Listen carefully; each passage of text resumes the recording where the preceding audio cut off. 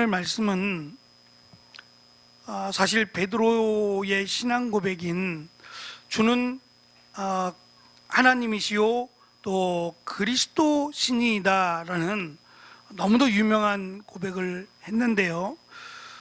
누가복음에서는 이 고백만 볼 것이 아니라 우리가 앞에서부터 봐왔던 그가 누구이기에 라고 하는 4번의 시간을 가졌잖아요. 풍랑을 잠잠하게 하시고 군대 귀신을 쫓아내시고 또 병을 고치시고 혈루증 고치시고 야이로의 죽은 딸을 살리신, 그러니까 이 모든 것이 그가 누구냐에 대한 답을 지금 주시기 위함이라는 거예요. 예수님께서 기적을 보여주시고 하나님의 나라에 대해서 말씀을 가르쳐 주신 것도 예수님이 누구신지에 대한 이미 답을 가르쳐 주신 겁니다. 그리고 헤롯이 그가 누구이기에 라고 하는 질문을 또 던지잖아요. 그리고 오병이어의 사건이 있었어요. 보리빵 5개와 물고기 2마리로 5천 명이 넘는 2만 명 가까이나 되는 사람들을 광야에서 먹이신 이 사건 또한 그가 누구이기에 라고 하는 답을 주신다라고 했고요. 드디어 그 정답이 공개가 됩니다. 결국 이 답은 예수님이 누구신가에 대한 답을 주는 것뿐만 아니라 그 답을 믿는다면, 우리도 공감한다면, 맞아 예수님이 하나님이시고 예수님이 그리스도야 라고 나도 공감할 수 있고 나도 그렇게 대답한다면 어떻게 살아야 되느냐에 대한 답까지 오늘 말씀 가운데 우리에게 주고 계십니다. 특별히 그 마태복음에서는 예수님께서 비슷한 질문이에요.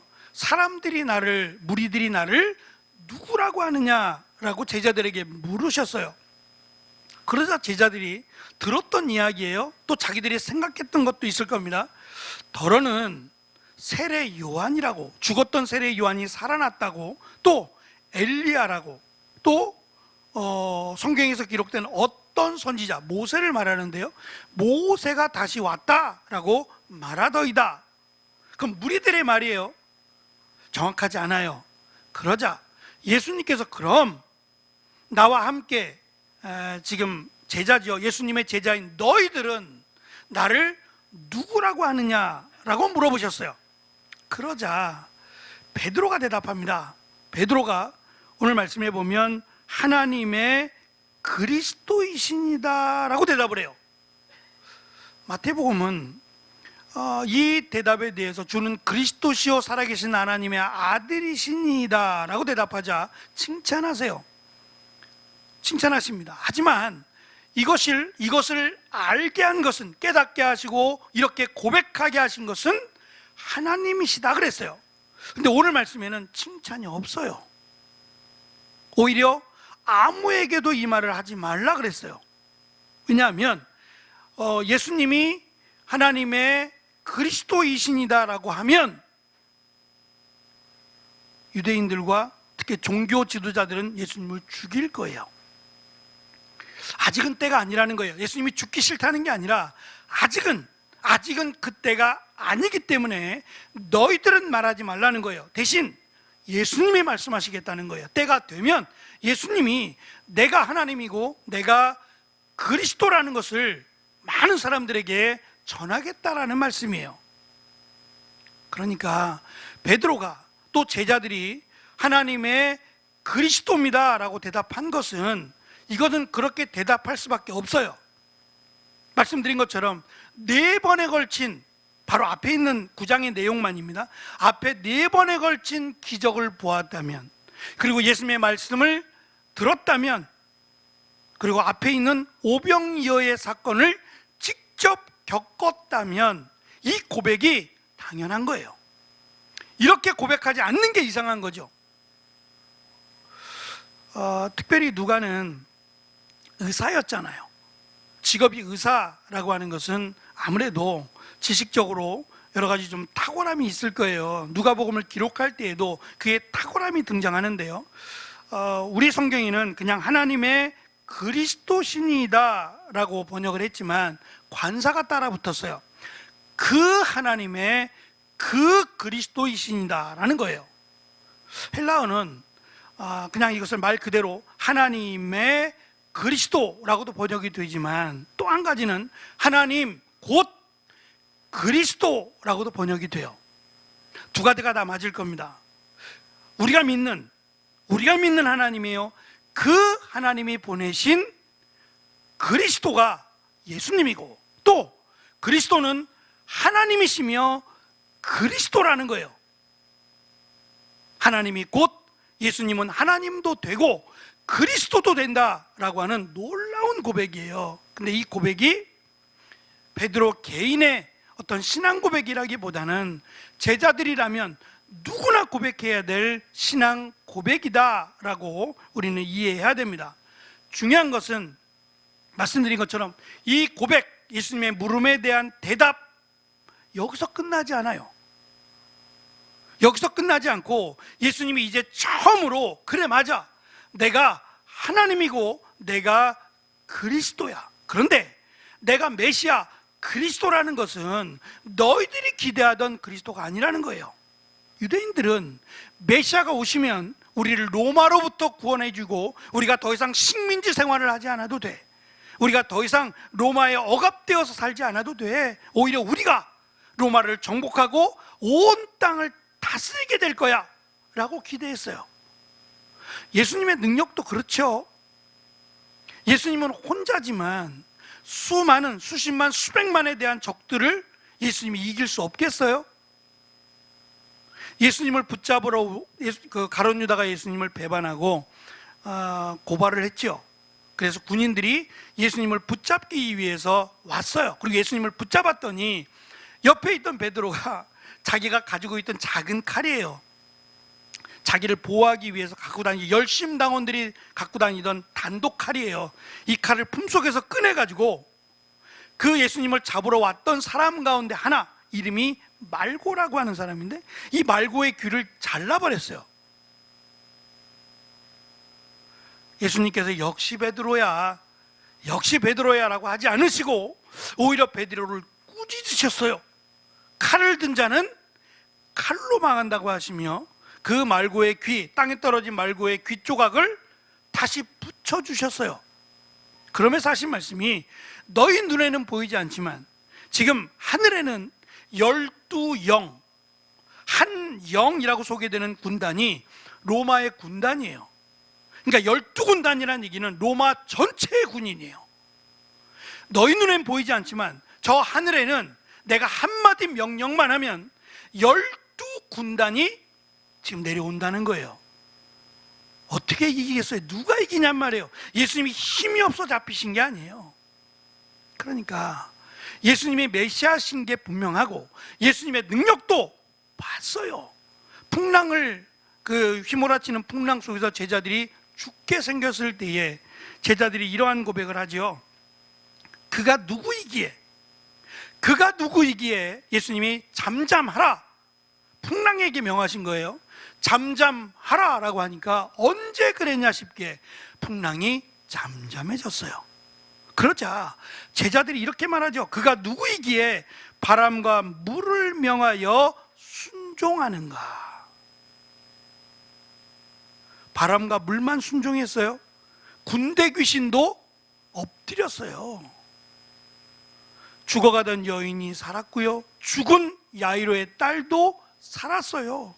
보리빵, 그 자그마한 빵 5개와 마른 건데요, 이 마른 물고기, 아이들의 도시락이라 그랬어요. 청년들이 먹기에도 작은 거예요. 빵도 작고 물고기 말린 거예요.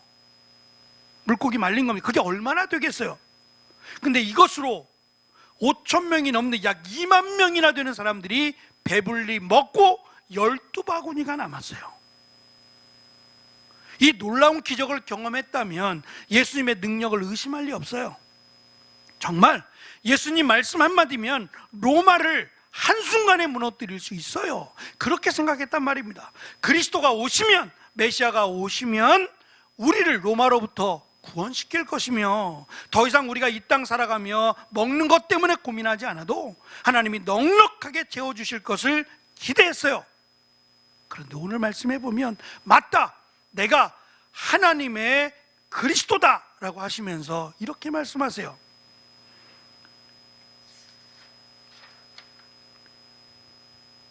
22절에 보면 인자가 많은 고난을 받고 장로들과 대제사장들과 서기관들에게 버림바 되어 죽임을 당하고 제3일에 살아나야 하리라.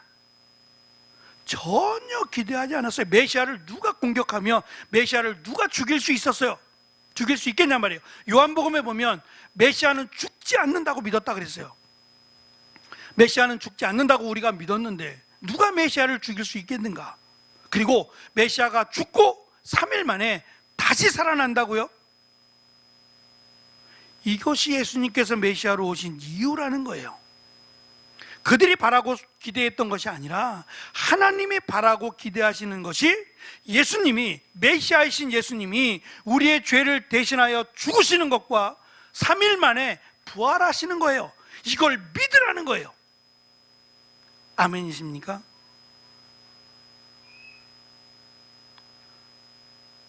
사실 교회의 생명은 여기에 있어요. 어떻게 구원받으실 거예요? 예수님이 그렇게 우리에게 질문하실 때 어떻게 구원받으실 거예요? 이 답을 모르면 우리는 교회에 헛나온 거예요. 신앙생활 헛한 거란 말입니다. 예수님을 믿으면 구원을 받는 거예요. 성경이 말씀하는 건 이거예요. 가장 중요한 것은 예수님을 믿으면 구원을 받는다예요. 그런데 그 예수님이 누군 줄 알아야 믿을 거 아니에요. 그냥 예수님 믿습니다라고 하면 구원을 받냐고요. 그 예수님이 하나님이신데 인간의 육신을 입고 이 땅에 오셨고 우리의 죄를 대신하여 십자가에 달려 죽으시고 3일 만에 부활하신 분이 예수님이고 메시아예요. 그 예수님을 믿음으로 우리는 구원을 받는 거예요. 다른 거 없어도 괜찮아요. 이거 하나면, 이 믿음 하나면 구원을 받아요. 그런데 예수님은 이것에 대해서 말씀하시고 나서 하나를 더 말씀하세요. 이것을 믿느냐? 믿는다면 이렇게 살으라는 거예요. 그 말씀이 오늘 말씀에 있습니다. 바로 이어지는 말씀이에요. 아무든지 나를 따라오려거든 자기를 부인하고 날마다 제 십자가를 지고 나를 따르라고 말입니다. 여기까지예요. 예수님의 메시아심을 알았어요. 이제 내가 믿어요. 로마로부터 구원할 메시아가 아니라 우리의 죄를 구원하실 메시아로 믿어요. 그러면 이렇게 살아야 된다는 거예요. 오늘 말씀해 보면 1절에 예수님께서 지금 이 중요한 말씀을 하시기 전에 예수께서 따로 기도하실 때에 라고 하는 말씀이 있어요. 누가복음에는 예수님께서 어떠한 사건이 일어나기 전에 따로 기도하신다라는 내용이 6번 나와요.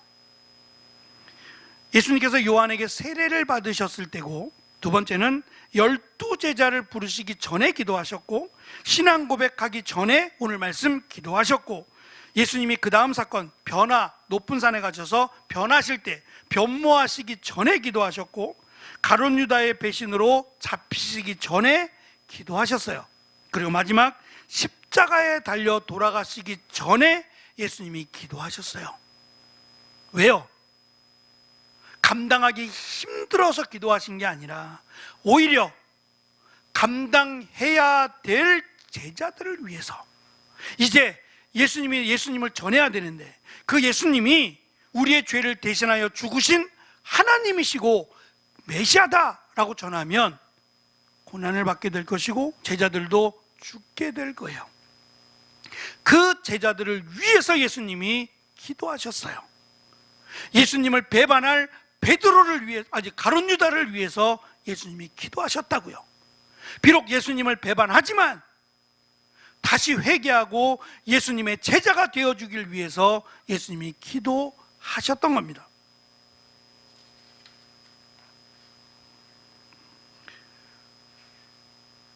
오늘 말씀이 너무 신앙 고백과 제자도 또 제가 제자도를 저렇게 적을 꼴로 써놨으니 강할 수밖에 없고, 이거 어떡하지? 너무 강한데?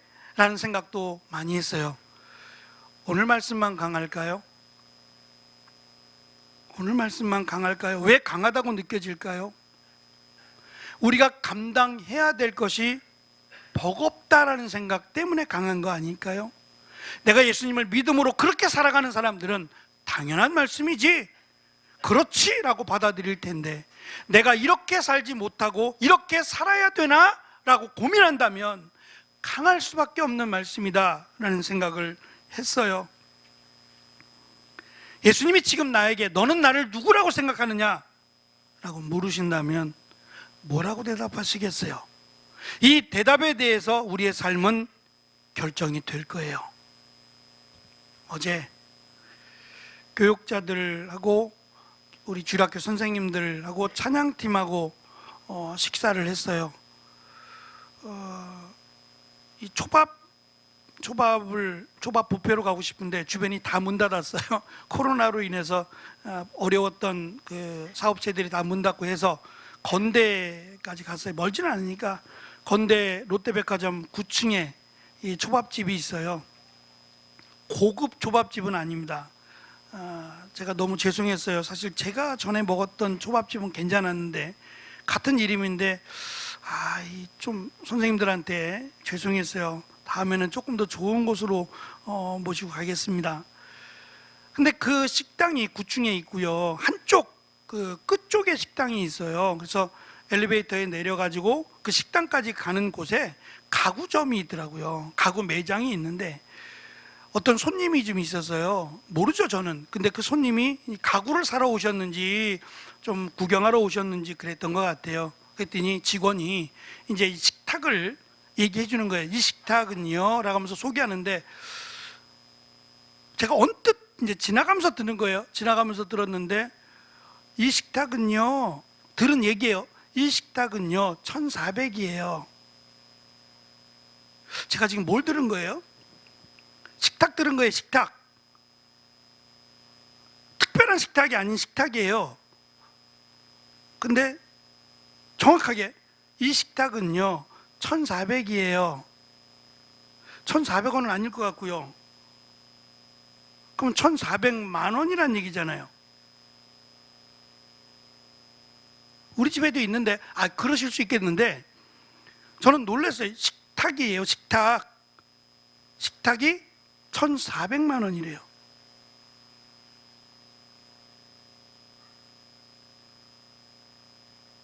집에 갖고 계신가 봐요. 안 놀라시는 거 보니까. 예? 그거를 알고 오셨을 거 아니에요. 어느 정도는 알고 오셨을 거예요. 그래서 여기는 내가 올 때가 아닌가 보다 라는 생각을 하면서, 뭐 식탁 보러 온 거 아니에요. 저는 식사하러 온 거니까. 근데 여기 오실 분들은 이미 어느 정도 알고 오셨다는 얘기잖아요. 더 비싼 것도 있겠죠. 뭐 1억 4천도 없겠어요. 식탁입니다. 이분들의 생각은 우리와는 다른 세상에 살고 있구나라는 것도 있고, 또 삶 자체가 많이 다르구나 라는 생각을 했어요. 삶의 기준이 다른 겁니다. 성경에서 우리는 나그네라는 설명을 하고 있어요. 나그네는 떠날 사람이에요. 옛날에 개나리 보찜 같은 거 하나 지고 훌훌 떠나는 사람을 나그네라고 불렀어요. 우리는 나그네예요. 이 땅을 떠날 사람이죠. 근데 막연하지 않은 것은 이 땅을 떠나서 너무 좋은 곳으로 가요. 하나님의 나라예요. 천국이죠. 거기에는 부족한 것 없고요. 글쎄요, 정말 하나님이 만드신 모든 것들이 있는 곳이에요. 그곳을 향해 나아갈 사람들이 이 땅에서 그런 것 생각하고 그런 것 쳐다보며 살겠냐 말이에요. 지금 예수님이 너희는 나를 누구라고 하느냐라고 하는 질문은 내가 예수님을 메시아입니다 라고 하는 고백과 더불어 그에 합당한 삶을 살기를 원하신다는 거예요. 무엇을 먹든지 무엇을 하든지 하나님의 영광을 위해서 하라. 죄송한 얘기지만 1,400만 원짜리 식탁이 아니라 이거 양시한 집사님이 만들어준 거예요. 테이블 멋있죠? 여기다가 1,400만 원짜리 붙여도 될 것 같은데 멋있어요. 불편하지 않고 너무 좋아요. 식탁은 불편하지 않고 식사할 수 있으면 식탁 아닌가요? 제 기준은 그래요. 예? 막 흔들리고 막 음식물이 쏟아지고 그럼 식탁의 기능이 없죠. 다리도 튼튼하고 여기서 음식을 먹어도 전혀 불편하지 않으면 그게 식탁이에요. 어디에서 왔으며 이 나무가 뭐로 만들어지고 그건 그 다음 이야기입니다. 우리가 세상의 기준을, 우리의 삶의 기준을 너희는 나를 누구라고 하느냐라고 하는 질문 앞에서 당당하게 예수님은 하나님이시고 예수님은 메시아이십니다. 우리의 죄를 사해주기 위해서 십자가에 달려 죽으셨고 부활하셔서 우리도 예수님을 믿으면 하나님의 나라에 갑니다라고 하는 확신으로 살아가는 사람들, 그 사람들은 이 땅의 삶의 기준이 다를 거예요. 5,000원짜리를 먹어도 10,000원짜리를 먹어도 감사할 수 있고, 내가 그렇게 비싼 수천만 원짜리 식탁을 쓰지 않아도 지금 내가 사용하는 그 식탁으로도 충분히 만족할 수 있고 오히려 기뻐할 수 있는 것이 이 고백을, 이 신앙의 고백을 하는 사람들의 삶이다 라고 예수님은 우리에게 가르쳐 주시는 겁니다. 맛있게 식사하시고 우리에게 허락하신 이 자연, 하나님이 만드신 거예요. 제가 그렇게 말씀을 드려요.